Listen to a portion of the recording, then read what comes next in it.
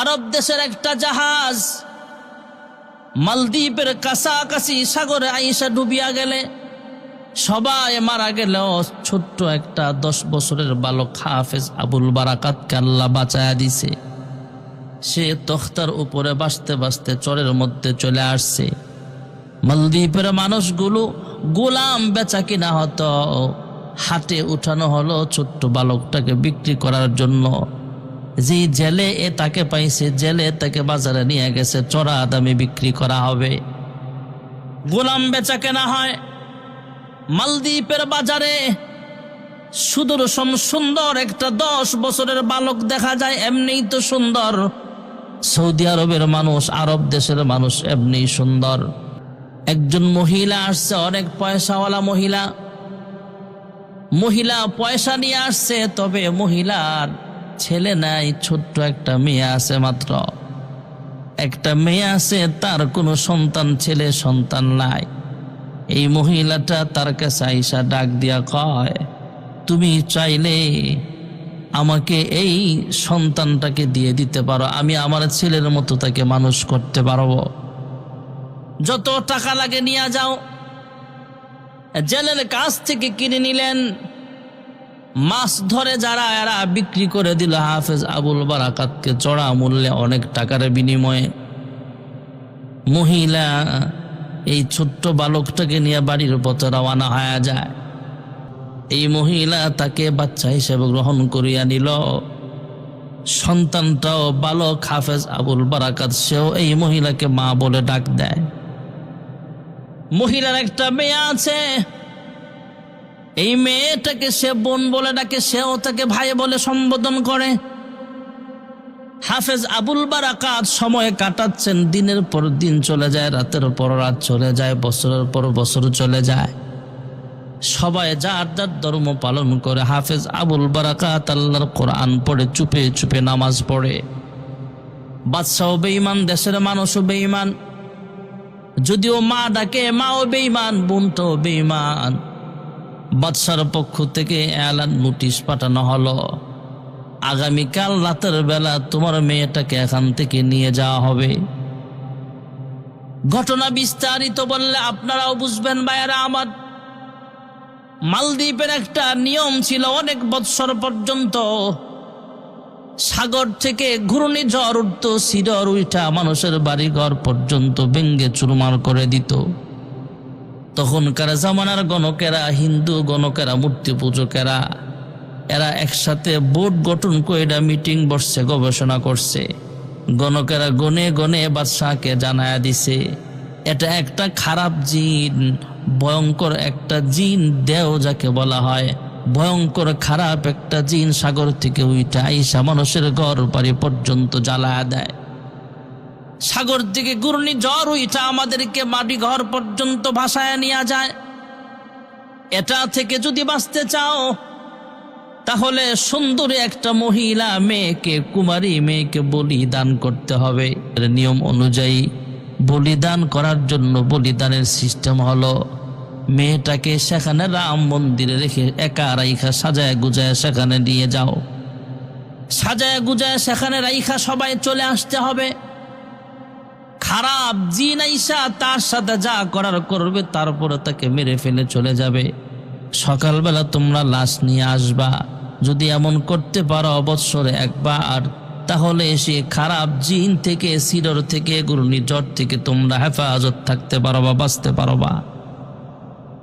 বাদশাহ পরামর্শ করলেন, এলাকার মালদ্বীপের সুন্দরী কুমারী মেয়েদেরকে লিস্ট বানানো হলো। বাবার নাম, মায়ের নাম, এলাকার নাম, মহল্লার নাম, কোন বাড়িতে থাকে।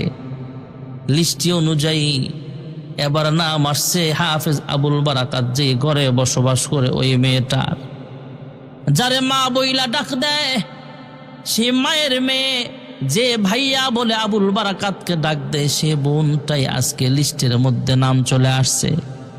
হাফেজ আবুল বারাকাত বিস্তারিত ঘটনা মায়ের কাছ থেকে শুইনা কয়, হ্যাঁ মা, পেরেশান হওয়ার কিছু নাই, মন খারাপ করার কিছু নাই।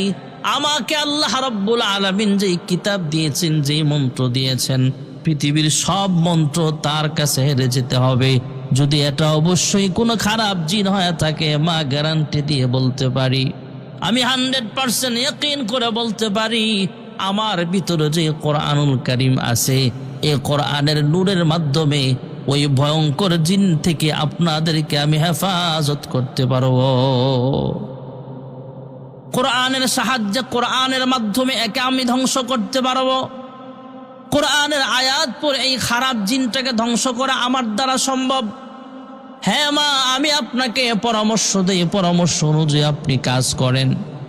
পৃথিবীর কেউ জানবে না, জানবেন আপনি আর আমি, আর আপনার মেয়ে জানবে, আমার বোন জানবে। আমাকেও এখনো দাড়ি ওঠে নাই, ছোট্ট মানুষ, 10-12 বছরের বালক। আমাকে দেখতে মেয়েদের মতোই এখনো মনে হয়, দাড়ি ওঠে নাই। এক কাজ করেন, পুলিশ যখন পাঠাবে আমাকে ধরে নিয়ে যাওয়ার জন্য, আমার বোনকে নিয়ে যাওয়ার জন্য, আমার বোনটাকে কোনো রকম লুকায় কোথাও পাঠায় দেন, নানার বাড়ি পাঠায় দেন, অথবা অন্য আত্মীয়র বাড়িতে পাঠায় দেন, কেউ যেন বুঝতে না পারে। পুলিশ যখন নিতে আসবে নির্দিষ্ট সময় আমাকে সাজায় গুজায় তাদের হাতে তুলিয়া দিবেন। মা রাজি হয় না, তারপরও এক পর্যায়ে যখন তাকে সাজায় গুজায় দেখা হলো, মেয়ে সাজায় তাকে ঘরের ভিতরে রাখা হলো সুন্দর করে, মেয়ের সাজে সাজায় তাকে সেখানে পুলিশের হাতে তুলে দেওয়া হলো। বোনটাকেও হেফাজতে রাখা হলো যাতে পুলিশ খুঁজে না পায়, বুঝতে না পারে। পুলিশ নিয়ে যায় সাগরের কিনারের রাম মন্দিরে হাফেজ আবুল বারাকাতকে মেয়ে মনে কইরা সেখানে রাইখা সবাই চলে আসছে। গভীর রাত্র হয়ে গেছে, সাগরের মধ্যে গর্জন শুরু হয়ে গেছে, আবার থামিয়াও গেছে। কেউ বুঝতে পারে নাই। অন্য বৎসরের মতো, আগের বৎসরের মতো এবারও সকালবেলা পুলিশ গেছে লাশ আনতে। লাশ আনার জন্য যায় দেখে সেখানে লাশ নাই। একজন মেয়ে বৈশা আল্লাহর কালাম তেলাওয়াত করতেছে। এরা তো আল্লাহর কালাম বুঝে না, কালাম জানে না। জিজ্ঞেস করছে, হ্যাঁ তুমি কে? আমরা রাতের বেলা যাকে রাইখা গেছি সেই কি তুমি? কয় হা। কয় তোমাকে ভয়ঙ্কর জিন আইসা কোনো আক্রমণ করে নাই? কয় না, করতে পারে নাই। কয় তোমাকে ধ্বংস করে দেয় নাই? তোমাকে মেরে ফেলে নাই? কয় মারতেও পারে নাই। কয় কেন? কয় আমি ছিলাম সেখানে, রাত্র যখন গভীর হয়ে যায় আমি আল্লাহর কোরআন তেলাওয়াতে মগ্ন হয়ে গেলাম। আমার মনে পড়ে গেল আল্লাহর হাবিব রাহমাতুল লিল আলামিন তো কোরআনের মুজিজা দেখিয়েছেন। আল্লাহর হাবিব যখন মক্কা থেকে মদিনায় হিজরতের পথে রওনা হয়ে যাবেন, রাত্র যখন গভীর হয়ে যায়, কাফের বেঈমানরা আল্লাহর হাবিবের ঘরের চতুর্পার্শ্ব ঘেরাও করে ফেলেছিল। সেদিন আল্লাহর হাবিব আল্লাহ তাআলার হুকুমে কোরআনুল কারীমের সূরা ইয়াসিন তেলাওয়াত করতে আরম্ভ করে দিয়েছিলেন।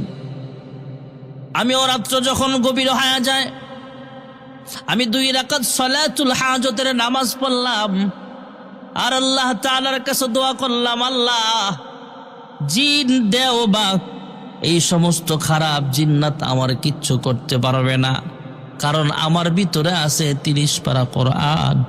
আয় আল্লাহ, কোরআনের মুজিজার সামনে কিচ্ছুই না, সব তুচ্ছ। আয় আল্লাহ, আমি কোরআন পড়ে ফু দিচ্ছি, তাকে তুমি ধ্বংস করিয়া দাও। আল্লাহর বান্দা জোরে জোরে কোরআন তেলাওয়াত করতেছে। ওই সাগর থেকে যখন সিডর বা ঘূর্ণিঝড় ভয়ঙ্কর জিন আসতেছিল, ওই জিনটা কোরআনের আওয়াজ শুই না আবার সাগরের পাড়ের নিচে ডুব দিয়ে সে চলিয়া গিয়েছে। ভাইরা আমার, বন্ধুরা আমার, বিস্তারিত ঘটনা যখন পুলিশ বাহিনী শুনছে, নিরাপত্তা বাহিনী শুই না বাদশার কানে খবর পৌঁছানো হলো, আমরা যারে মেয়ে সাজায় সেখানে নিয়ে রাখছিলাম সে তো মেয়ে না, সে হলো ছেলে। বিস্তারিত ঘটনা শোনালো হাফেজ আবুল বারাকাত। সে একজন মুসলমান, আরবিয়ান, আরব দেশের মানুষ। জাহাজ ডুবে গেছে, সে বেঁচে গেছে, সবাই মারা গেছে। তার এই সাজায় এখানে আনা হয়েছে। তাকে দেও মারতে পারে নাই, খারাপ জিন তাকে আক্রমণ করতে পারে নাই। সে নাকি আল্লাহর কোরআন জানে, কোরআনের বরকতে আল্লাহ তাকে বাঁচায়া দিয়েছেন। হাফেজ আবুল বারাকাতের জবানে বাদশাহ কথাগুলো শুনে আশ্চর্য হয়ে গেলেন, কি ব্যাপার? অনেক বছর ধরেই তো আমরা রাম মন্দিরে একজন কুমারী মেয়ে রেখা আসি, জিন আইসা তার সাথে অপকর্ম করে, অনেক কাজ করে, যা করার করে। এরপরে তাকে খেয়ে ফেলে অথবা তাকে মাইরা সেখানে ফালায় রাখে। পরের দিন সকালবেলা পুলিশ যায় লাশ নিয়ে আসে, অথবা ফায়ার সার্ভিস যায় সেখান থেকে লাশ আইনা তাকে দাফন করিয়া ফেলে অথবা সাগরে ভাসায়া দেয়। তুমি এটা কি শোনাইলা? কয়া হ্যাঁ, ঘটনা এটাই হয়েছে। আমি আল্লাহর কোরআন পড়েছিলাম, কোরআনের বরকতে সাগর থেকে যে জিন উঠেছিল সেই খারাপ জিনটা আবার সাগরের ভিতরে নিমজ্জিত হয়ে গেছে।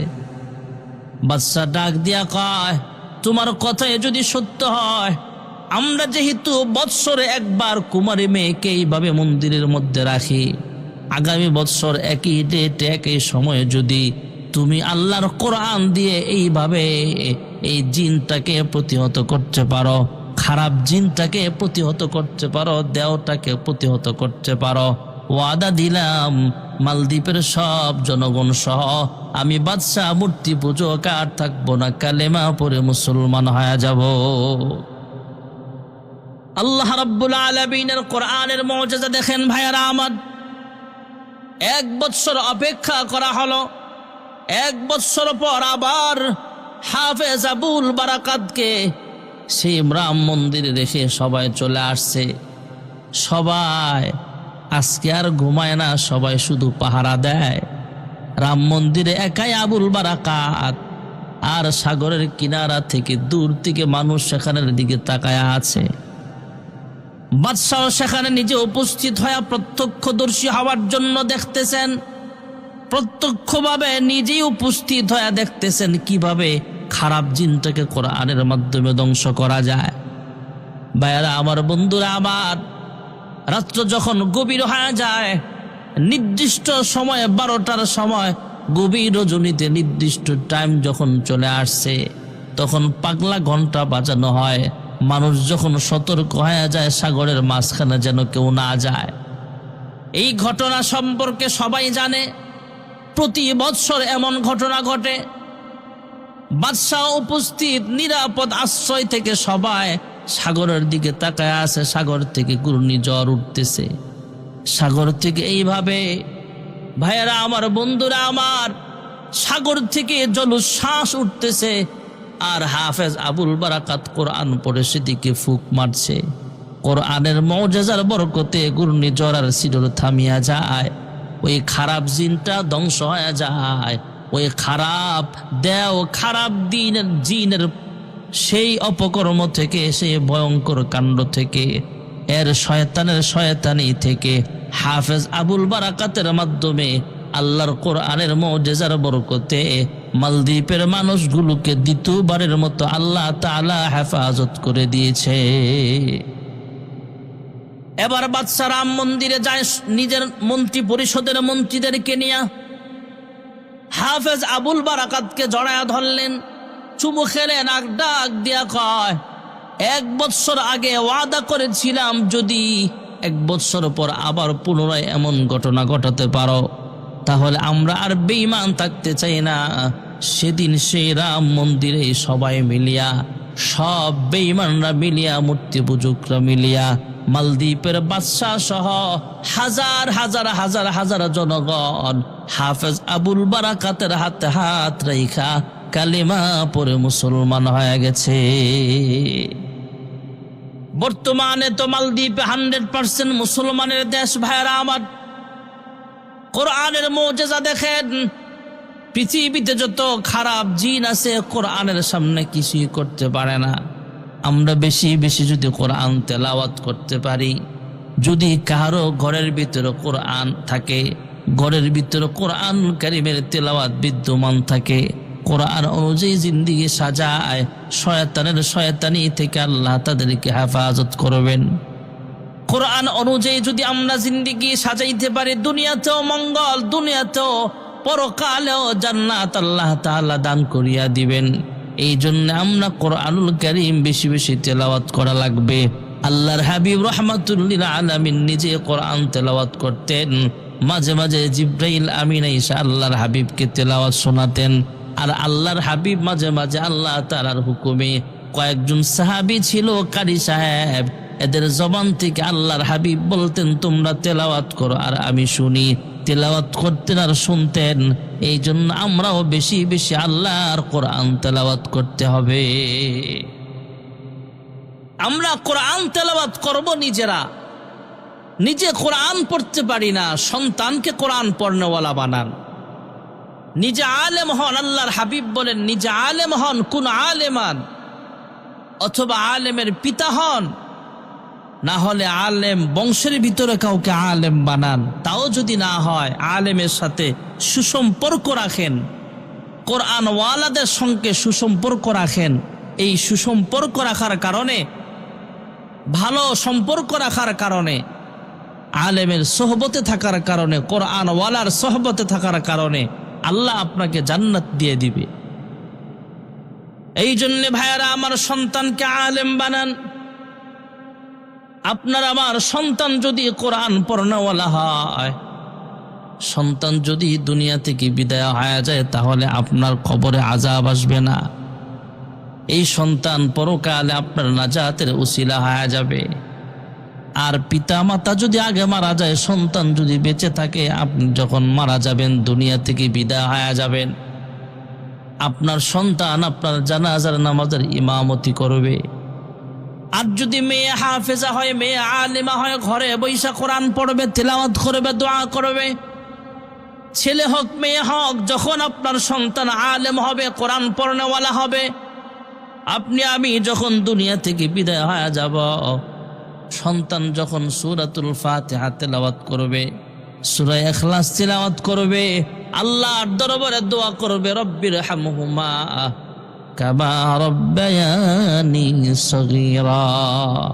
আপনার সন্তানের চোখের পানি নাকের ডগায় পৌঁছবার আগে আল্লাহর হাবিব বলেন, কোরআনের মুজিজা, কোরআনের বরকতে আল্লাহ তাআলা আপনার কবরটাকে জান্নাতুল ফেরদাউস আমার আল্লাহ বানায় দিবে। কোরআন শিখাও ছেলে মেয়েকে, ওহে মুসলমান, জান কবজের সময় তোমার হইবে রে আসান। একটি ছেলে আলেম হলে শান্তি পাবে মরণ কালে, নাজাতের জরিয়া হবে হাদিসে প্রমাণ।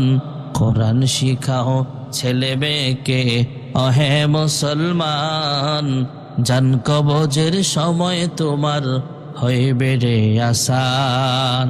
আল্লাহ তাআলা আমাদের প্রত্যেকটি সন্তানকে কোরআন পড়নেওয়ালা হয়ে, কোরআনি শিক্ষায় শিক্ষিত হয়ে পিতা মাতা ও সমাজের খেদমত করার তৌফিক দান করেন। আমিন। ওয়া আখিরু দাওয়ানা আনিল হামদুলিল্লাহি রাব্বিল আলামিন। আসসালামু আলাইকুম ওয়া রাহমাতুল্লাহি ওয়া বারাকাতুহু।